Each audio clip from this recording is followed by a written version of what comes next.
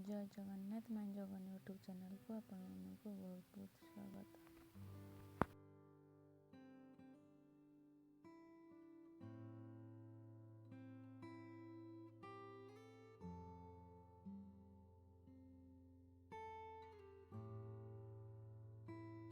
ମୁଁ ଏଠି ଗୁଡ଼ର ବ୍ୟବହାର କରିଛି କାହିଁକି ନା ସୂର୍ଯ୍ୟନାରାୟଣଙ୍କର ପ୍ରିୟ ହେଉଛି ଗୁଡ଼।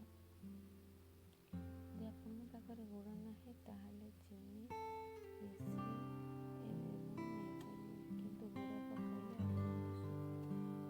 ଆପଣ ଯଦି ଏତେ ଜିନିଷ ନ ପକାଇ ଏସବୁ ଜିନିଷ ପକାଇ ପାରୁଛନ୍ତି, କେବଳ ଶୁଦ୍ଧ ଜଳରେ 2ଟି ତୁଳସୀ ପତ୍ର ପଡ଼ିଲେ ମଧ୍ୟ ଅତ୍ୟନ୍ତ ଶୁଭ ହୋଇଥାଏ।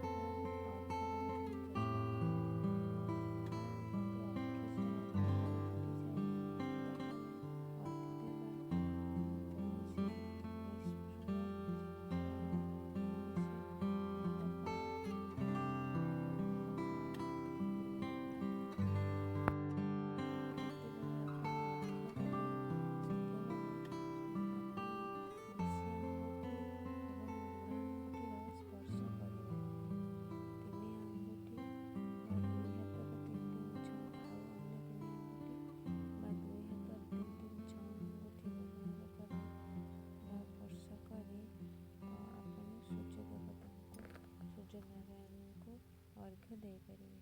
ଅର୍ଘ୍ୟ ଯେତେବେଳେ ଢାଳିବେ ଓଁ ବାସୁଦେବାୟ ନମଃ, ଓଁ ସୂର୍ଯ୍ୟନାରାୟଣ ନମଃ, ଏହି ମନ୍ତ୍ରଟିକୁ ଜପ କରି ଆପଣ 7 ଥର 3 ଥର କିମ୍ବା 5 ଥର ଜଳ ଅର୍ଘ୍ୟ ଢାଳିପାରିବେ।